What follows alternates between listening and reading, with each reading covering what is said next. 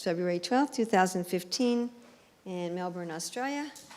And we're going to be looking at the amazing, astonishing, wonderful, incredible Gaudiya Vaishnava understanding of sexual desire based on Srila Prabhupada's teachings and that of the past acharyas and the Shastra. And we're going to be looking at four main areas. What is the original spiritual bliss? How does our love turn into lust? How do we turn lust back into love? And then how do we deal with the remaining lust while we're still turning it back into love? So first we're going to look at the original spiritual bliss.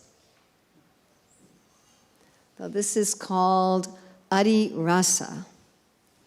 And I think one of the most special, amazing, and unique aspects of our Gaudiya Vaishnava philosophy is that we say that sexuality, sex desire, sex pleasure, it's coming from the spiritual world. It's not something that's unreal. It's not just something that's illusory or something that's evil. It has its basis in reality. This is, of course, from Bhagavatam 1.1.1. And this particular verse and purport is quite important. I would suggest that those of you who are really interested in exploring this topic take some time to read over this whole purport. We're going to be quoting just from parts of it. This is Madhya Lila 8, 138. This was spoken by Ramananda Roy to Sri Chaitanya Mahaprabhu. That the original Cupid, the original instigator of romantic desires is none other but the Lord himself. And of course, these are names of the Lord from the Kama Gayatri mantra. And this is from that purport, where Prabhupada says, in the material world, if one is sexually inclined and enjoys sex life, he enjoys something temporary. His enjoyment vanishes after a few moments. However, in the spiritual world, the same enjoyment may be there, but it never vanishes. It is continuously enjoyed. So we're talking about a pleasure that goes on all the time. As Krishna says in the 6th chapter of Bhagavad Gita, boundless, transcendental happiness. And Prabhupada says not only does it go on continually, it appears to be newer and newer, whereas here it becomes distasteful after a few moments. So here one becomes bored, one becomes disgusted. But this spiritual enjoyment is boundless and it keeps getting newer and fresher. And Prabhupada says there's no material inebriety in Krishna's desires. And you may say, okay, that's Krishna, but the fact is that both Krishna and the jivas desire pleasure. We are of the same nature as that of God. And therefore it's not just a matter of Krishna being interested in pleasure, but all of us are Anandamaya Bhyasat. So it's not only that Krishna has these desires, we, the soul, and all liberated souls have desire for this pleasure. And here Prabhupada's quoting Anandamaya Bhyasat. We're pleasure-seeking beings. Something like in the military, there's heat-seeking missiles. Yes, you've heard of that? Right? They hone in on an engine. So we're pleasure-seeking beings. We're always looking, where is their happiness? Where is their happiness?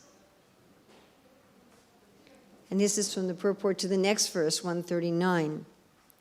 That we have the same kind of desires as Krishna has. That's because we have the same nature of Krishna in a minute degree, but we have these same desires as Krishna has for enjoyment.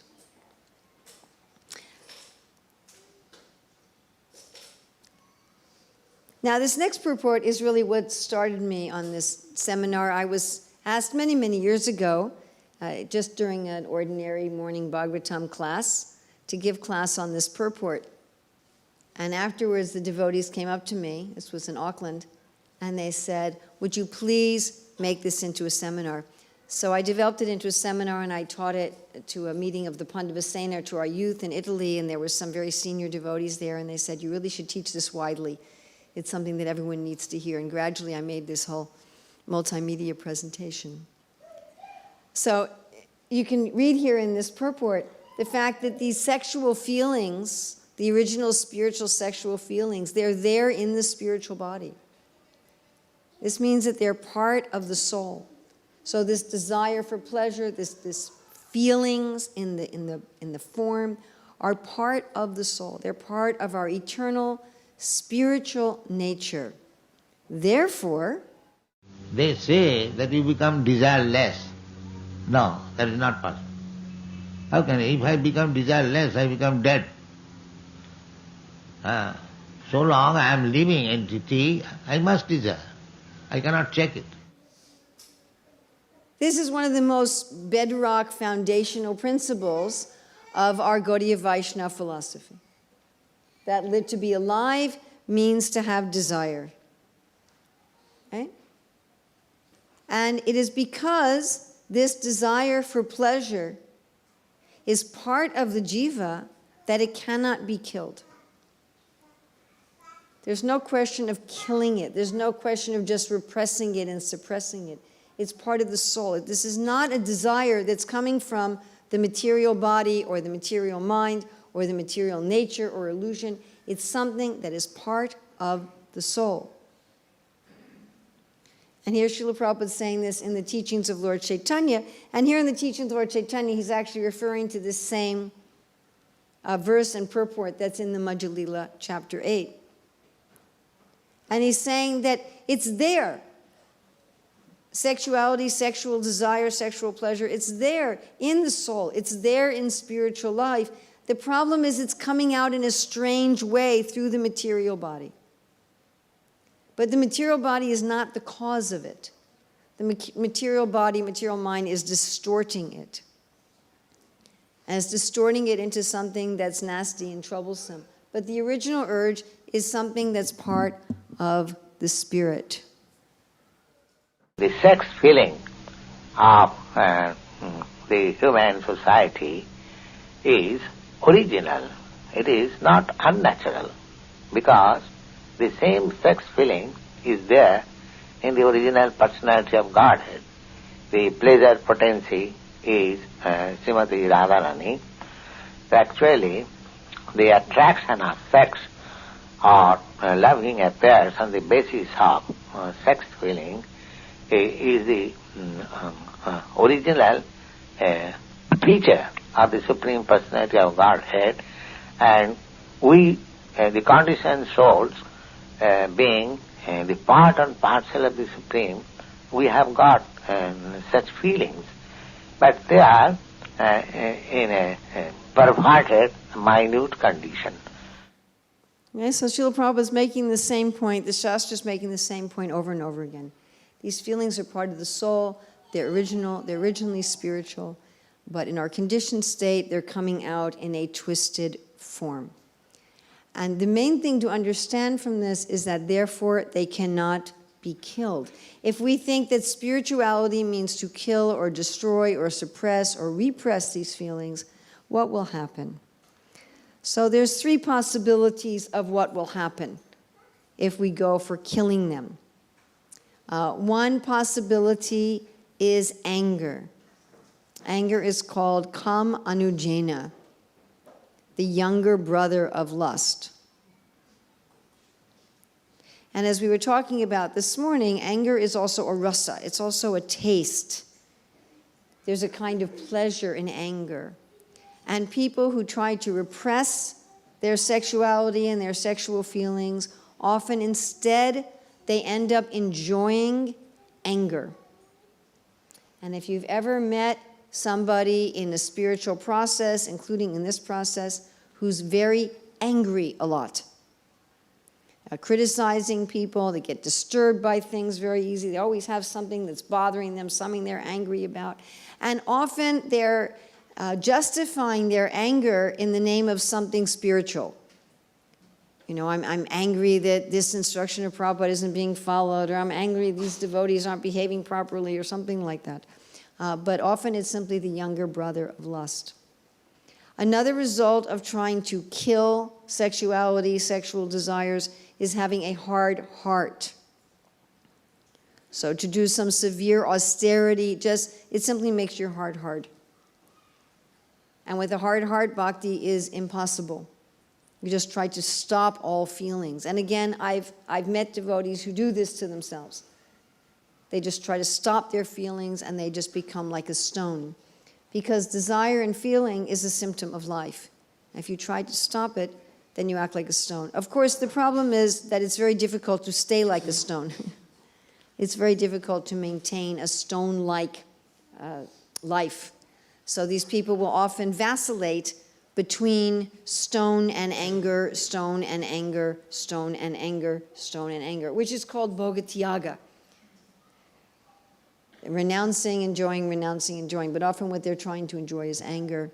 And then what also can happen is fall down. So a person is repressing, they're being stone-hearted, they're being angry, they're repressing, and then they have some real big mess up. They have some big, embarrassing, scandalous mess up. And this is the results of repression or suppression. It comes out in some way, either it makes one hard-hearted or it comes out in some not very nice way.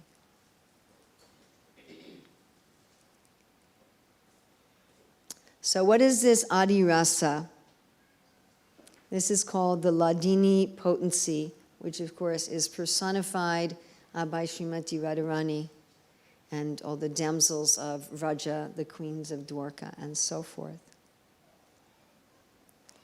And this is nicely explained in the Brahma Samhita.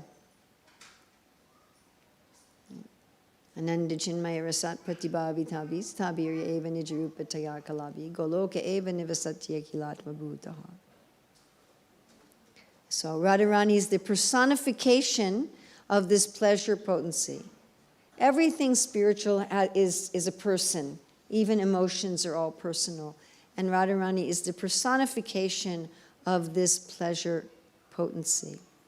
You can say, okay, I get that, but we're saying that not only does Krishna have these desires, but also the jiva has these desires. So Radharani is the pleasure potency for Krishna. How did the jivas experience pleasure?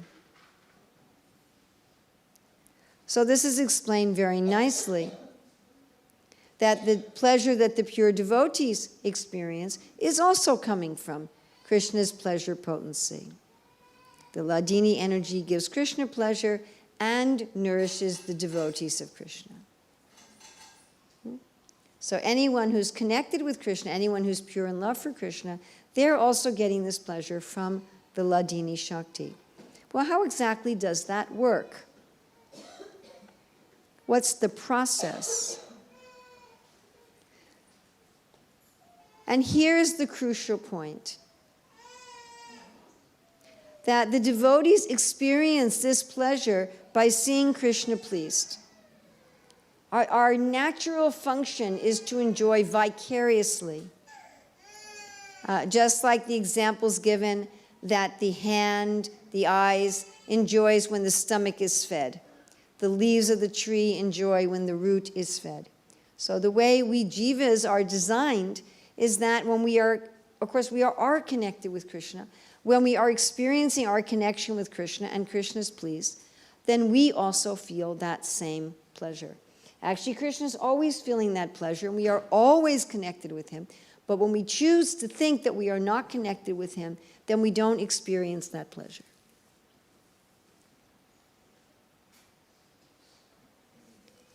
And here Prabhupada is saying that this is the aim of our Krishna consciousness movement, to be associated in this pleasure dance of Radha and Krishna. That is our aim, that is our goal of this Hare Krishna movement. As soon as we try to please Krishna in any way, whether by offering Krishna food, whether by singing in the kirtan, as soon as we are trying to please Krishna, then we will also experience this pleasure potency. Now let's think for a minute about what does it mean to please Krishna. What does it mean to please Krishna? Krishna has his pleasure potency. So when you say you want to please Krishna, what are you doing? You're bringing Krishna together with his pleasure potency. Can you all understand the logic of that? This thing never stays up. Can you all understand the logic of that? Yes? When we say, I'm going to please Krishna, What that translates to is I'm going to take Krishna and his energy of pleasure, and I'm going to bring them together. And when the jivas do this, they experience this adi rasa. When the jivas serve to bring Krishna together with his pleasure energy, the jivas experience this adi rasa.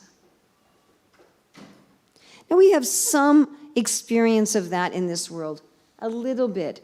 You know, if we go to the wedding of a friend, we also feel happy. Everybody's had that kind of experience. Or you know, somebody's looking for a nice partner and you introduce them to someone and it works out and they fall in love, then you also feel happy. So we have a little idea of this principle. But the way ultimate reality works is when the jiva unites Krishna and his pleasure potency, the jiva experiences the adi ras. Here's a nice song by Bhaktivinoda Thakur, that the idea is to unite Radha and Krishna. This is the goal of the jiva. Radha Krishna Bala Bala Bala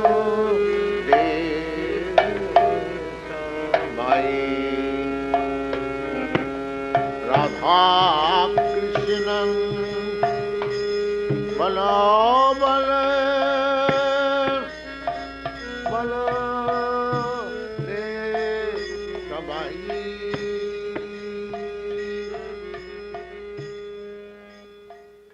And that is true for any of the Lord's manifestations. It's also true for Lakshmi and Narayan.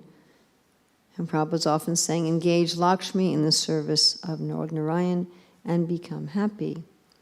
Of course, it is also true for Sita and Ram. Right? So this principle applies to all of the rasas. This principle doesn't just apply to the gopis or just apply to the queens of Dwarka. It's not that the only way to experience the adi rasa is to become one of Krishna's gopis and relate with him directly.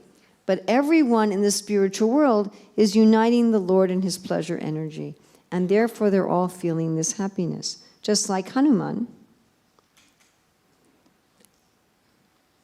Right? So Hanuman, his whole purpose was to unite Sita and Ram. Yes? Although Hanuman's in Dasyaras, his happiness is in uniting Sita and Ram.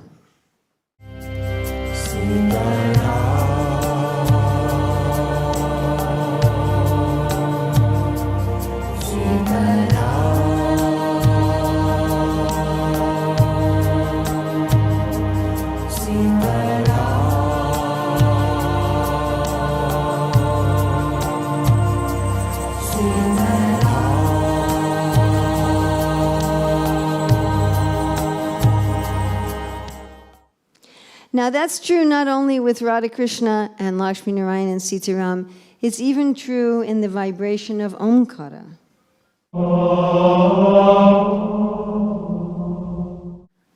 Whereas we were explaining the other day, the is the masculine principle, Krishna, Rama, Narayana. The U is the feminine principle, and the Anushwara is the jiva that is bringing together Krishna and his pleasure energy.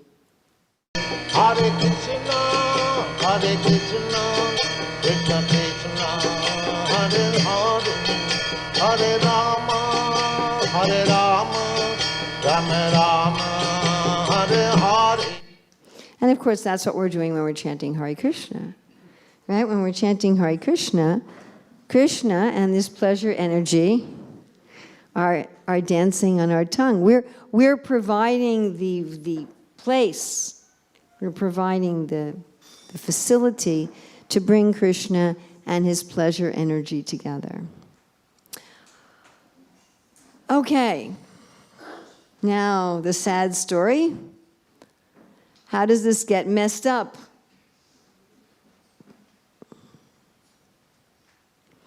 So the problem is, instead of wanting to be Hanuman and uniting Ram and Sita, We decide we want to be Ravana and we want to kidnap Sita and take her for ourselves.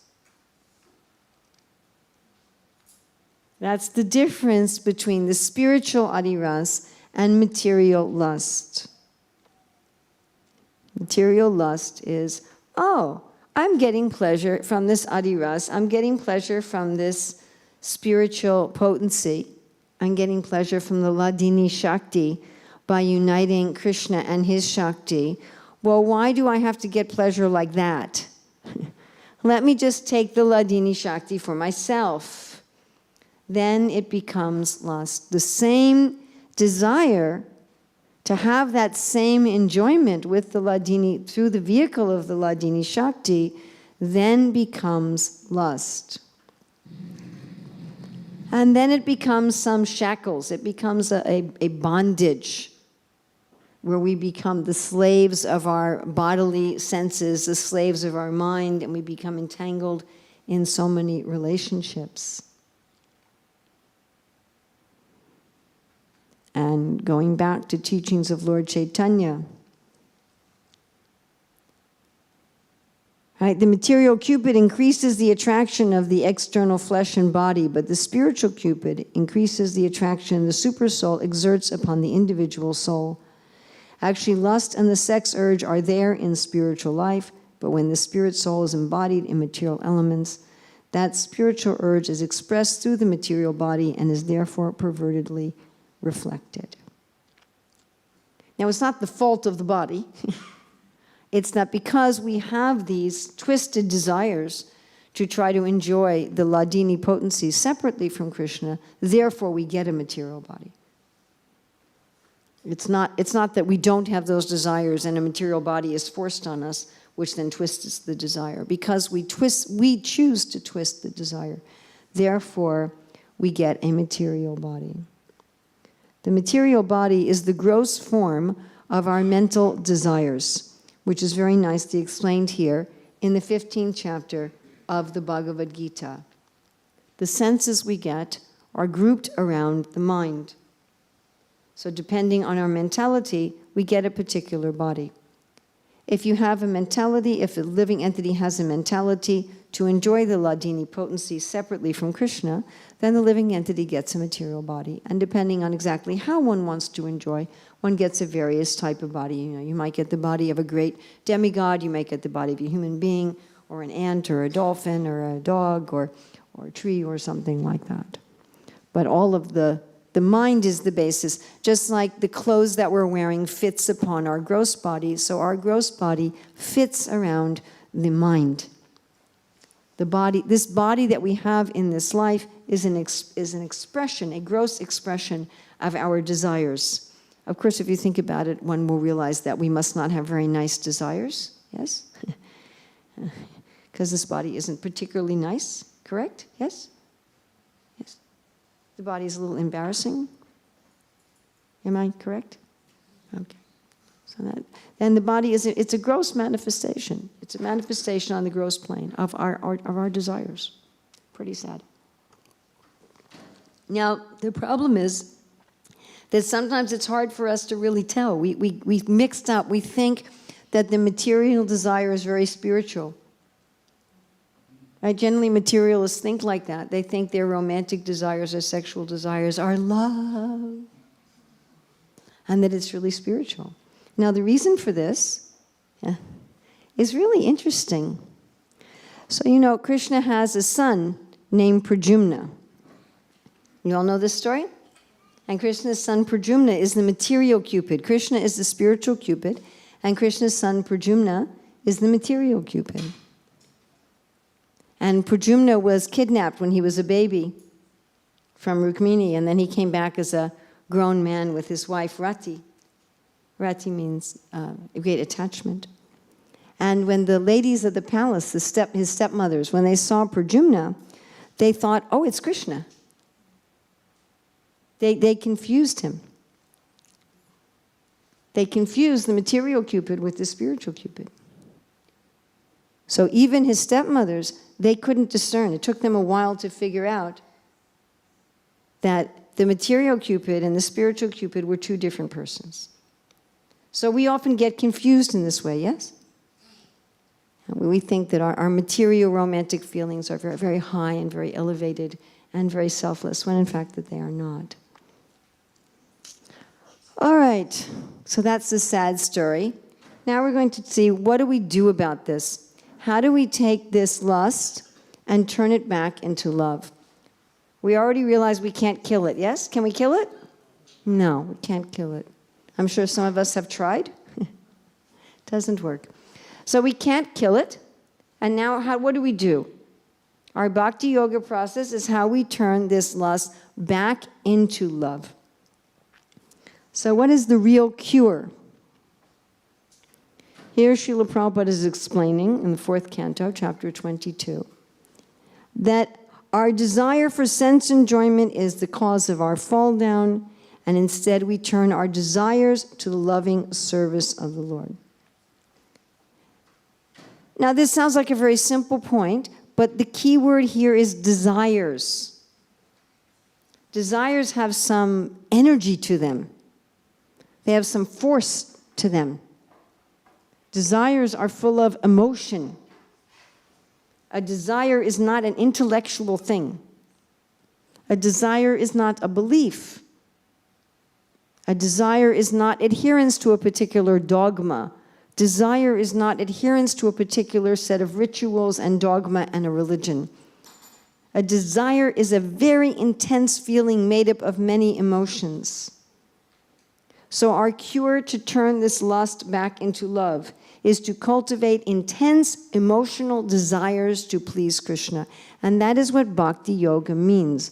Devotional service, not just service, and not just devotion either, but devotional service. Not just, oh, I love you, Krishna, but I don't do anything for you. And not, I do things for you, but I don't love you.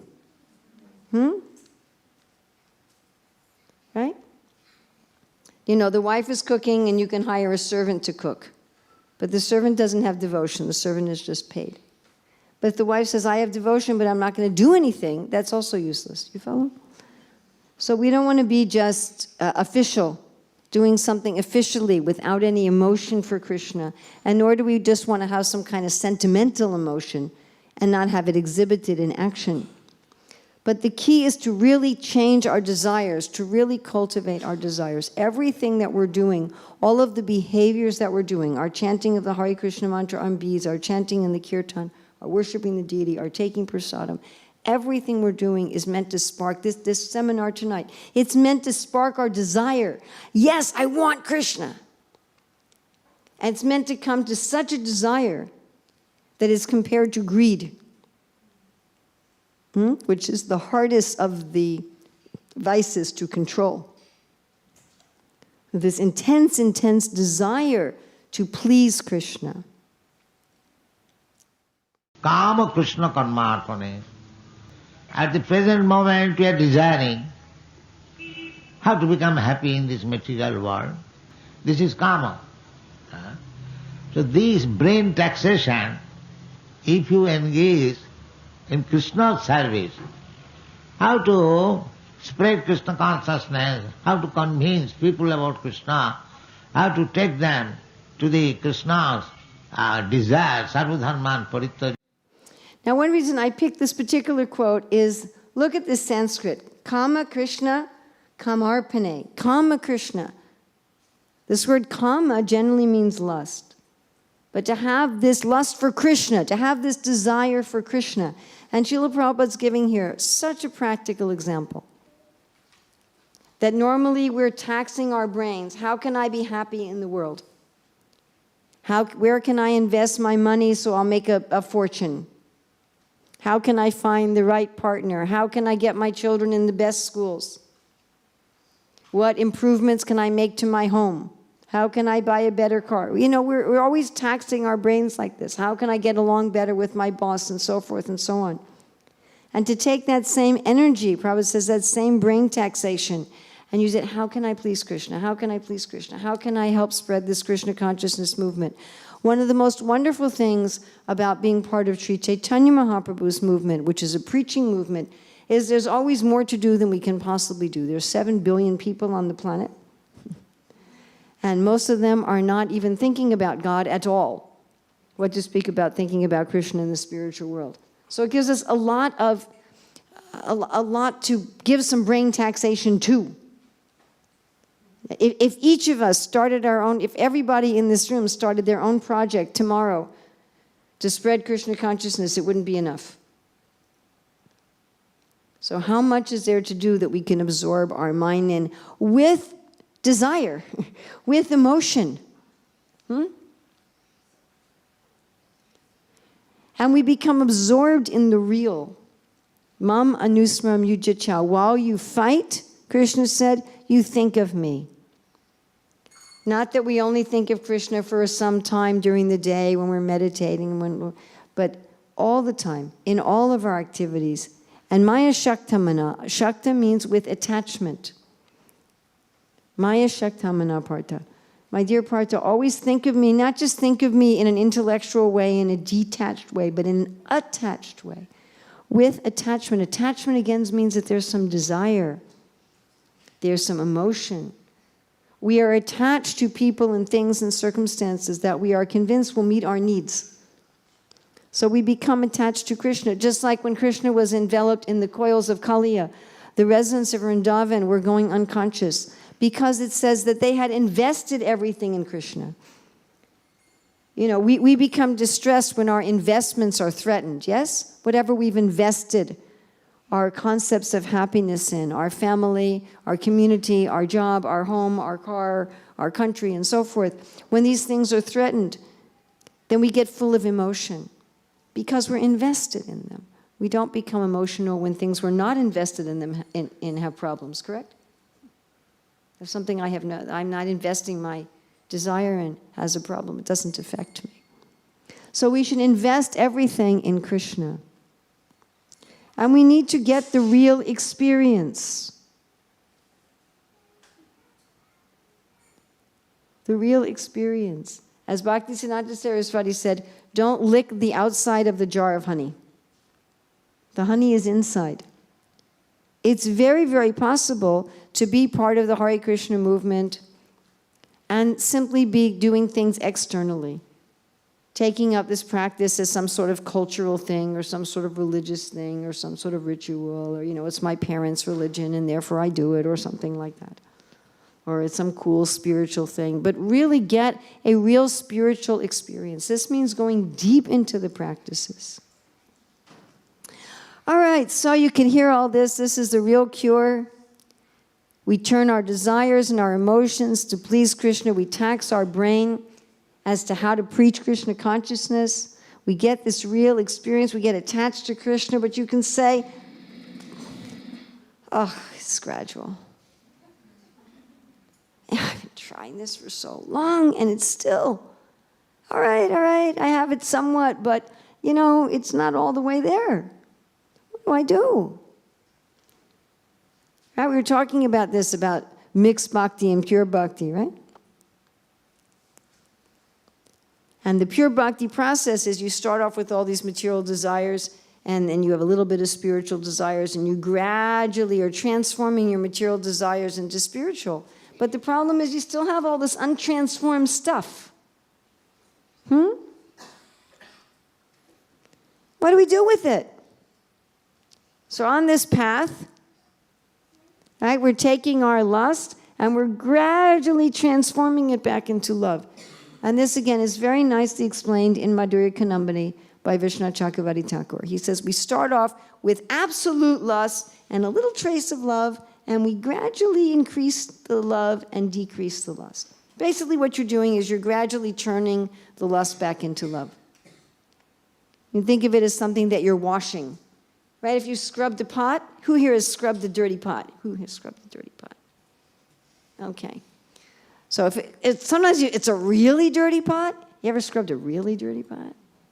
Oh yeah, I did that once. I was heating up some milk on the stove, and a friend of mine knocked on the door with an emergency, and I forgot that I was heating up milk on the stove.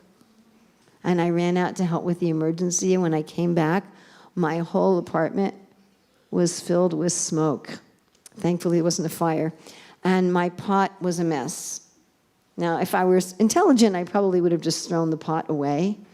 But I really liked that pot. I don't even have it anymore, but I had it probably for about 30 years. I really, really liked that pot, and I decided I was going to clean it. And I had to do it a little bit every day. I couldn't just clean it in one day. It was way too dirty. I think it took me about a month. You know, and so you're scrubbing and scrubbing, and after a while, there's little bits of silver that show through. Yeah? At first, it's just, you know, black.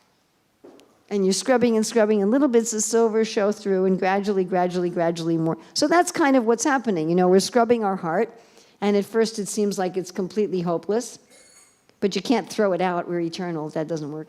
So, you know, you're just scrubbing and scrubbing, and then some little bits of silver manifest. But what do you do with all the stuff that hasn't been transformed yet? What do you do with that? Can you kill it? You don't sound very convinced. Can you kill it? No. So what are you going to do? What are you going to do? This is the big question that nobody wants to talk about in the Hare Krishna movement. I just, frankly... Actually, the first couple times I taught this, it was really hard. I was thinking today, I've taught it enough times now, it's okay.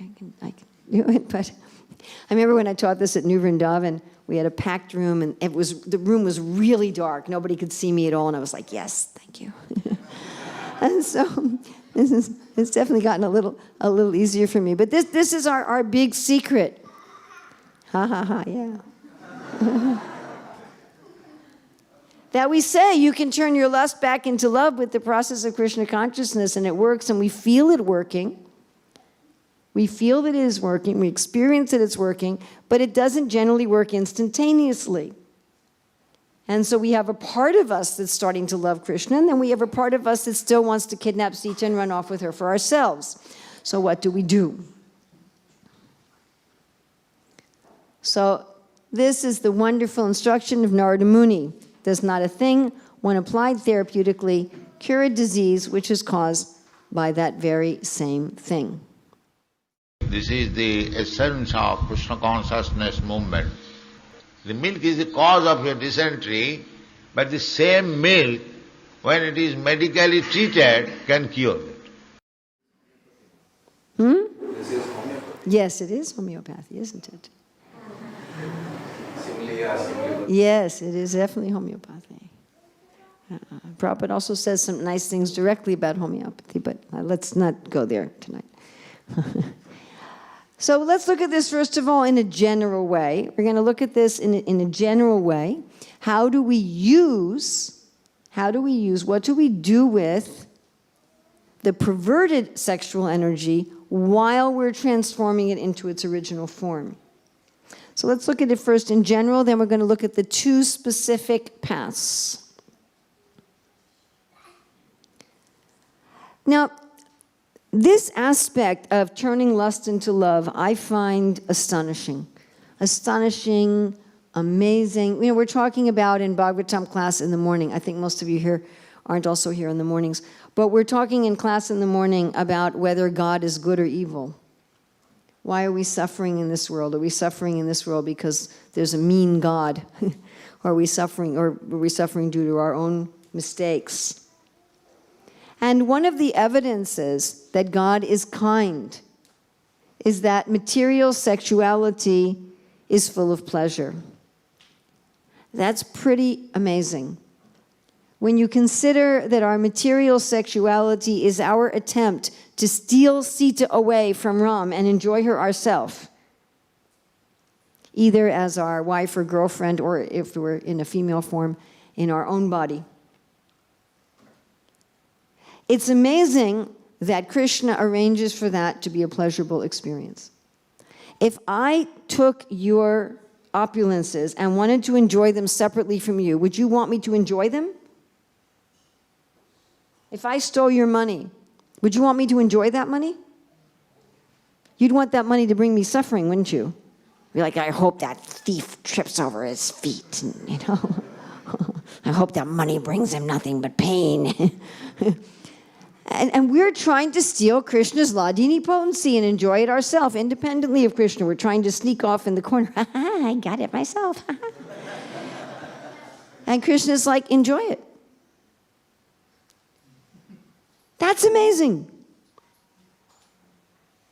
Krishna's saying, all right, you can also find pleasure in it.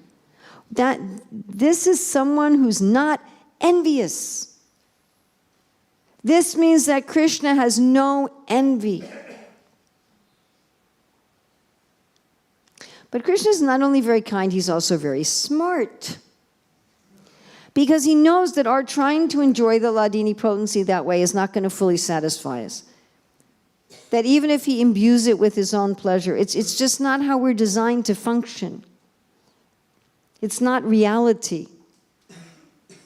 We're designed to function in harmony. We're not designed to function in disharmony.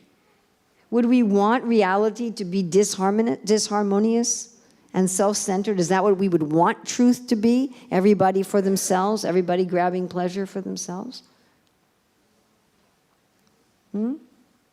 So although Krishna puts some pleasure there, he also connects it with reproduction. Now, I don't know if you all ever wondered about this, but I'm kind of a strange person. I wonder about all kinds of things. I'm an extremely curious person. And so I've often wondered, why does reproduction happen through sex? I mean, it doesn't have to. Vishwamitra Muni had babies grow out of trees. Krishna could allow for living entities to get their bodies in so many ways.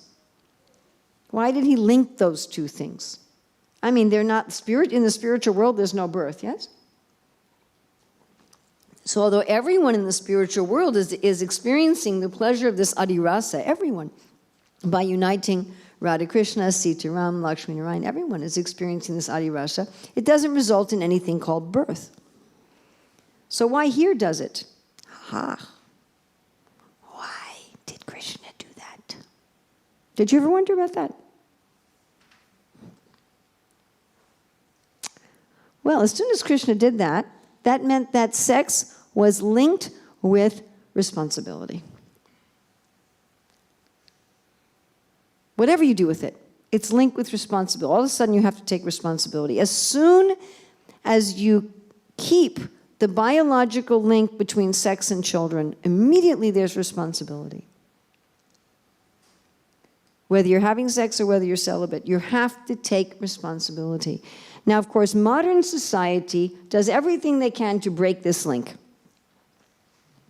This is the whole thrust of modern society, the whole goal of modern society. Break this link. Do it through contraception, through abortion, through non-procreative relationships. Right? Don't get married till you're 35. First mess around, and then when you're 35, maybe you still have enough fertility to have one kid, maybe. You know, this is the whole mood in modern society. Separate sex and reproduction. Separate sex and procreation. If you think about that word procreation, it's an interesting English word. Because as soon as there's children, there must be sacrifice. Is it possible to be a parent without sacrifice? No way. Now, not only is there a sacrifice for the children, but there becomes a sacrifice to the partner also. Children do much better when they're raised by their natural biological mother and father. We consider that the ideal situation. I mean, if you can't have the ideal, better you have foster parents or adoptive parents. But ideally, children are raised by their biological parents, which means that sex then becomes performed in marriage. So you have to make a sacrifice to your wife, to your husband, and to your children. And there's a very interesting thing about sacrifice. Here Prabhupada's saying, there's sacrifice either in celibacy or in householder life. If you want to find God, where do you look? God is everywhere. Sarva Gatam Brahma. Gatam, place, Sarva, all. Brahma means God. God is everywhere. Where will you find him? It's hard to find somebody who's everywhere. Nitya yagye pratistitam. Stita means a place. We have the English word stay, stable, from stitam. Nitya, always, yagye, in sacrifice. If you want to find God, look in acts of sacrifice. Look in acts of giving. Because material lust is predicated on the concept of taking. Spiritual love is giving. Spiritual love, oh, I'm giving Radha and Krishna, I'm giving Lakshmi Narayan, I'm giving Sitaram. And lust is, let me take Sita for myself. Let me take Radha for myself. Let me take Lakshmi for myself.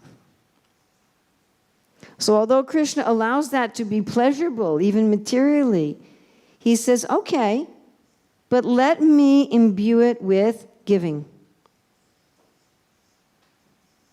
Let me mix even the material sex with giving.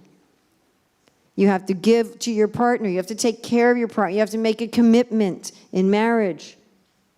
You have to give to your children. You're giving, you're giving, you're giving. And so even materialistic, atheistic people end up having to do some sacrifice. Isn't that fascinating? If you respect biology, and how ironic today that people talk a lot about ecology and they talk a lot about respecting the planet and being in harmony with nature, then you have babies. That's what it means to be in harmony with nature. That sex becomes procreative. But the modern society, they want to talk about being in harmony with nature, but they don't want to do any sacrifice for anything, ever. Which, by the way, is heavy tamagun. Let me enjoy without sacrifice. Even rajagun is let me do sacrifice. So this, because nitya yagya prachistitam, you find God where there's sacrifice. So Krishna has arranged, okay, you want to enjoy sex separately from me. All right, but you're going to have to also sacrifice. Fascinating. Then Krishna says, I am the butter and fire in sacrifice. I am the butter and the fire in sacrifice. And we talked about this verse yesterday. The butter in the fire of sacrifice. So sex is meant to be a sacrifice, which has a butter and a fire. Sacrifice involves butter and fire. And that is what sex is meant to be, a sacrifice. And again from that purport, matter dovetailed for the cause of the absolute truth regains its spiritual quality. Krishna consciousness is a process of converting the illusory consciousness into Brahman or the Supreme. So we're going to take this material lust, and by connecting it with procreation, we're going to make it a sacrifice where we meditate on the butter and the fire of the sacrifice of being God. Well, let's look a little bit at what do we mean by this sexual energy. What's involved with sexual energy? What are we sacrificing? And this is going to be very important when we look at two specific ways of using this sacrifice in such a way that we become purified. So sex involves connection. Connection between the man and the woman, connection between the man, woman, and the child. It involves pleasure. It involves creation. It involves life itself.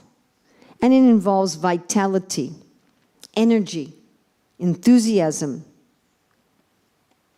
And this, for anyone who doesn't believe me, so here we have a little, you notice this presentation is very quote heavy.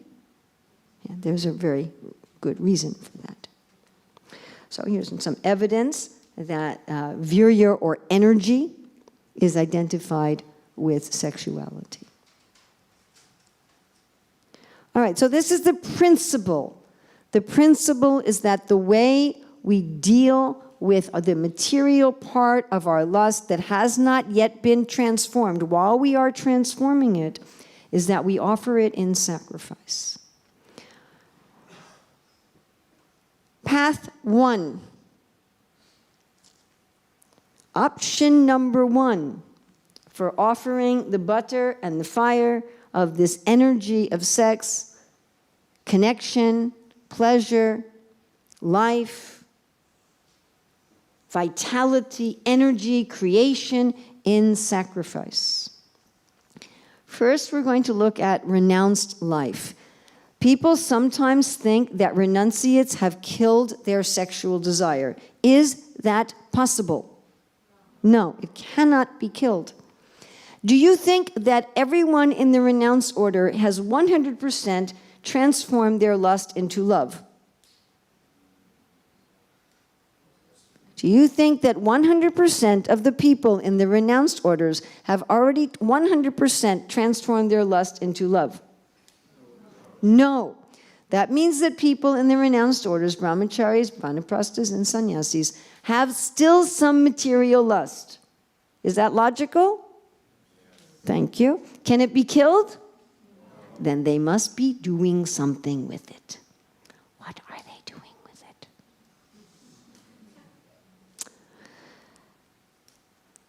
So in Ayurveda, it's explained that biologically, the sexual energy in the body gradually becomes finer and finer and nourishes the body and is responsible for the body's vitality and energy and effulgence, which Srila Prabhupada talks about occasionally, for any of you who've studied Ayurveda.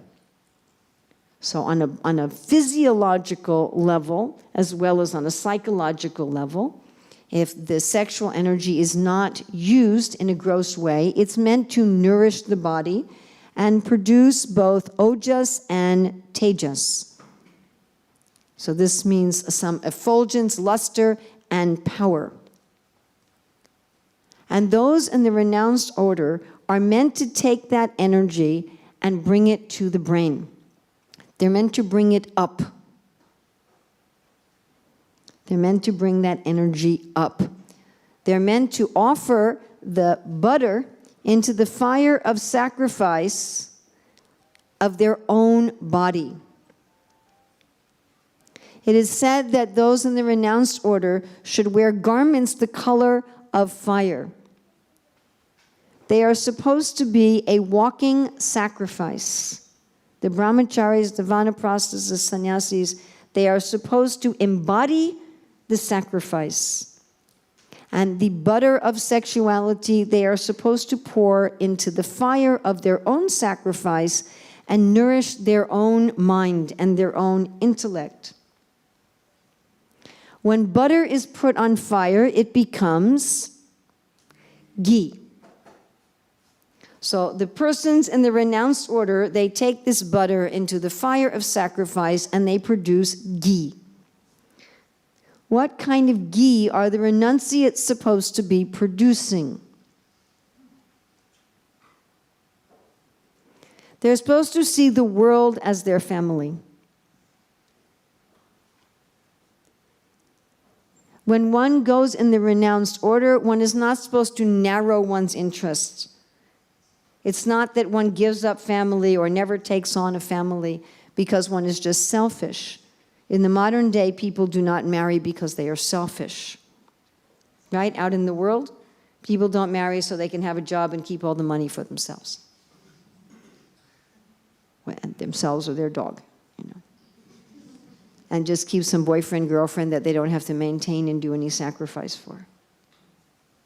That is not a renounced order. The renounced order is the responsibility that an ordinary person takes for 2 or 3 or even 10 or 15 children. You're taking for the world. You're taking the responsibility to educate the world, to train the world, to take care of the world, to love the world. That same creative energy the householder is using to have children, you're using to make the world your children. And that energy also being brought to the brain is meant to be engaged in study and philosophy. And creativity. The renunciate is meant to have to think about creative ways and means, like Prabhupada was talking about brain taxation. The renunciate is meant to be taxing their brains. How can I preach this Hare Krishna movement? How can I expand the Krishna consciousness movement? And because they're not using that energy in other ways, they should have a tremendous amount of energy to use for that purpose. So the renunciate is taking whatever remains of the material sexual energy and they're bringing it up, both physiologically and both literally and figuratively, up to the brain, to the heart, to give to the world. All right, now looking specifically at married life. This is a little simpler, at least simpler to understand, not necessarily simpler to execute. So again, if you connect sex with children, it's connected with responsibility and yajna. And of course, the marriage itself is a yajna. That you don't just take energy. You don't just take, if you're a man, female energy, if you're a woman, male energy from someone else. But you're giving. The woman's giving to the husband's giving to the wife. They're caring for each other. And Prabhupada says, wonderful thing, that the householders, of course, who can have gross sexual intercourse, that in that activity they can actually see Krishna. If they're offering that as a sacrifice to Krishna, remember it's supposed to be a sacrifice, then one can literally see Krishna. Just like Dayade Prabhu yesterday morning, he talked about one time he was chanting and he saw Krishna. So it's amazing. When the householders use that in Krishna's service as sacrifice, they can see Krishna. And Srila Prabhupada is comparing sex within the Grihastha ashram for Krishna's benefit, to produce wonderful children for the benefit of the world. He says this is just like the offering of prasadam. It's a yajna like the offering of prasadam. You know, we offer Krishna nice food and then we get to eat nice food. So the householders who are trying to produce high-class population for the good of the world, they offer that to Krishna and they also enjoy. The householders get to enjoy sexual life physically, emotionally, and spiritually. Just like when we're dancing in the temple, we're enjoying physically dancing and we're enjoying spiritually. We're eating prasadam, we're enjoying physically, we're enjoying emotionally, and we're also enjoying spiritually. So just like offering prasadam. And of course, not only do the householders use that sacrifice in a very gross physical way, but also on an emotional level. So as Krishna says to Rukmini, we householders like to enjoy the joking talks between each other. So the householders also get to enjoy this energy on the subtle platform between each other, but offered again as a sacrifice to Krishna, that I'm taking care of this wife, I'm taking care of this husband to please Krishna. And therefore it said in the Bhagavatam, the reciprocation of service and love between husband and wife is the ideal of householder life. And we're going to look a little bit, particularly, about this fire and butter of sacrifice again. So, as you know, Srila Prabhupada talks about that the man is like the butter and the woman is like the fire, yes? Now, of course, if you just stick butter on fire, it makes a mess. Correct? If you just took a bunch of butter and stick it on the fire, you just have a big mess all over the place. So if you want to make ghee, what do you have to have? You have to have a pot. You have to have a pot that you put the butter in, and then you put that pot on the fire and you make ghee. So this pot is marriage. This pot is marriage. And the way it seems to work is that, who do you think is more attracted to whom? You think men are more attracted to women or women are more attracted to men? What do you think? Men are much more attracted to women. For sure. For sure. Well, what happens is the men are very attracted to women. And they're even attracted to women from a distance. That women are not like that. And the men are, we're just not. So the men are attracted to, from a long way away. A woman. Yeah. And women aren't like that. Women are slower. Women are slower. And they're much more attracted by somebody saying, I love you, I'm going to take care of you all the time. I once read about this con artist who seduced many, many women because what he would do is on the first date, he would take them to furniture stores. And he would say, wouldn't that be a nice couch to have in a living room? And she'd go, oh. So because the women are slower and the women are not so attracted like that from a distance, the women have much more of an ability than a man to say no. Now, that makes a lot of sense because the women are the one who have the babies, right? So there's a big consequence for a woman if she has a relationship with an improper man. She really suffers, yes?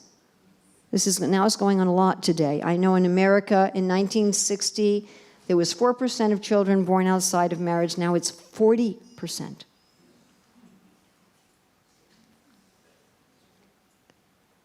So naturally, biologically, psychologically, if nature is respected, which in modern society it is not, but if nature is respected, women have a great ability to say no. And they need that because otherwise they're really going to be in trouble. They need to say, no, you marry me first. And the men want them so badly, they say, okay.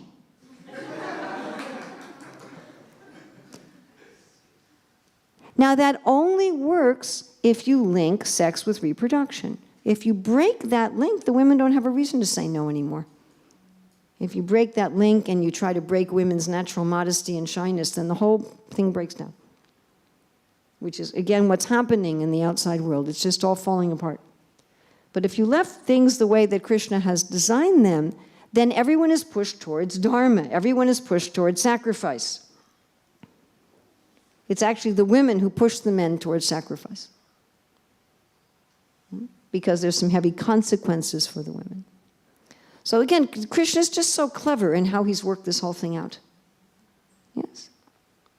So then you have ghee. Then you have the ghee of household life. So this is pretty simple. What's the ghee of household life? Children. Right? The ghee of the renounced order is preaching, helping the world, study, creating more and more means of bringing Krishna consciousness to the world, and the ghee of household life is the children. And hopefully nice children. And another ghee of household life is, again, this reciprocation of service and love between the man and the woman, which makes society in general very peaceful and happy.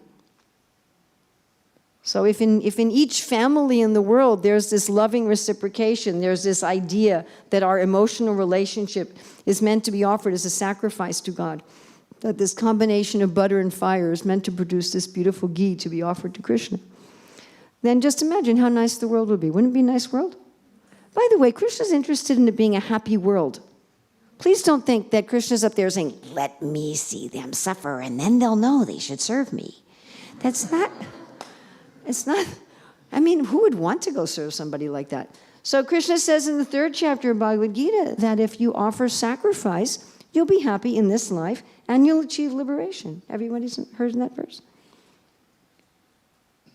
When the whole world is Krishna conscious, it's a nice world. In former ages, when everybody was Krishna conscious and everyone was engaged in sacrifice for Krishna, you didn't even have to do agriculture. You know, we talk about farms and doing agriculture, and you didn't even have to do agriculture. The earth just gave everything without even any effort on anyone's part. In the beginning of Satya Yuga, no one even had to have a livelihood. They could just sit and meditate and chant all day. Because the earth was just providing. The weather was nice all over the earth. That's what Krishna wants for us, but when we refuse to engage in yajna, then what to do? And of course, the other ghee of householder life is wealth. And the householders are meant to provide fortune and wealth. The householders are meant to provide good population and honest wealth. So not only to make money for their own family and their own maintenance, but to provide wealth for the world. So that's the Shastric explanation. And now I'm going to give, if you find it helpful, Urmila's analogy. This is just my own personal analogy. Everything else was from the Shastra. This is from me, so you can throw it away if you like. But if you find it helpful, you can use it. So arms are nice, yes? Everybody likes their arm? Nice arm, yes? Okay. So when you break your arm, then it's not so nice anymore. So the functioning arm is like our love for Krishna, and a broken arm is like lust. And if you want to fix your arm, what do you need? You need to put it in a plaster, right? That's the cure. But if you have a really bad break, any of you who are in medicine, you know that if you have a really bad break, that painkillers will speed the healing. Did you know that? Many, many years ago, I got in a car accident, and a while after that, I saw an osteopath. And she said, what happens when you get in some kind of an accident is all the muscles tense up to protect your body. She said, especially around your spine, to protect your spine. All the muscles become like steel. And the problem is they sometimes kind of stay like that. They don't relax. They don't know, now the accident's over. Now you can relax. So when we get some kind of injury, sometimes our response to the injury causes some problems additionally.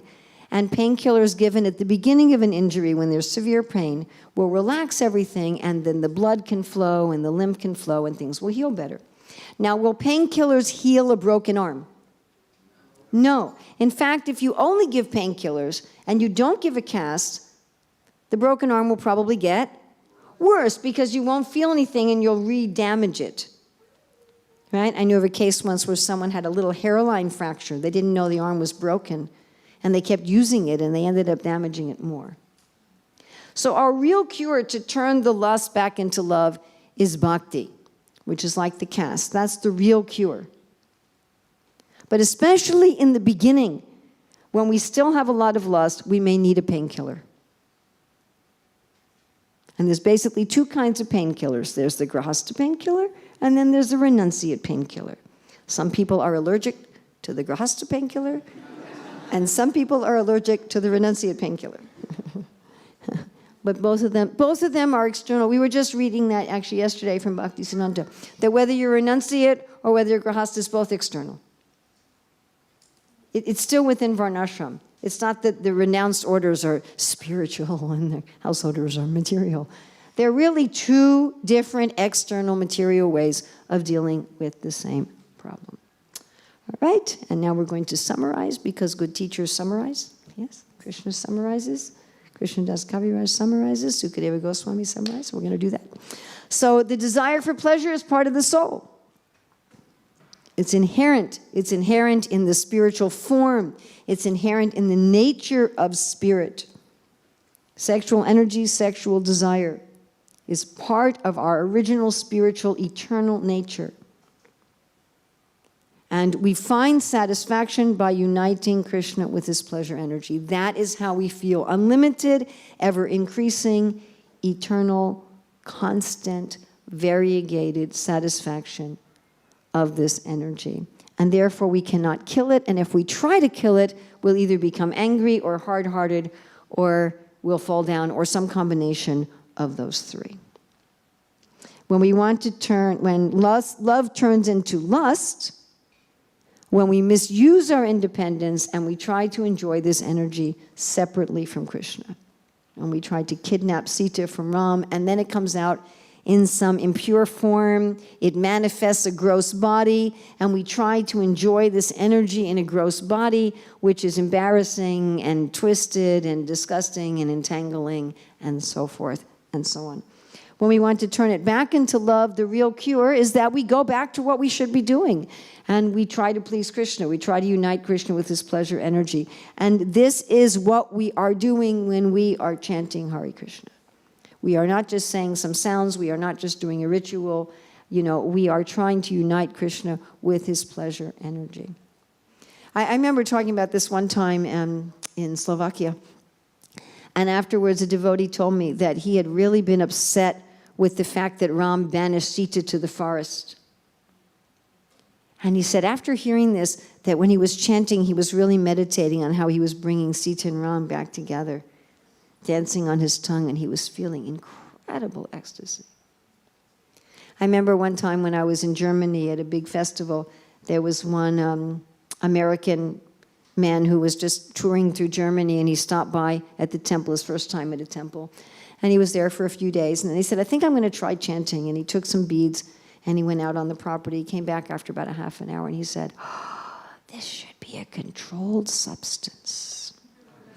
So if one is chanting properly, then one is uniting Krishna with his pleasure energy. And also serving Mahaprabhu's mission is uniting Krishna with his pleasure energy. Then how do we engage our sexuality while we're in the generally gradual process of turning our lust back into love?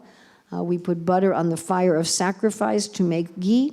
In the renounced ashram, that means expanding the family through preaching and using the creative, connecting pleasure energy in study and meditation and the mission.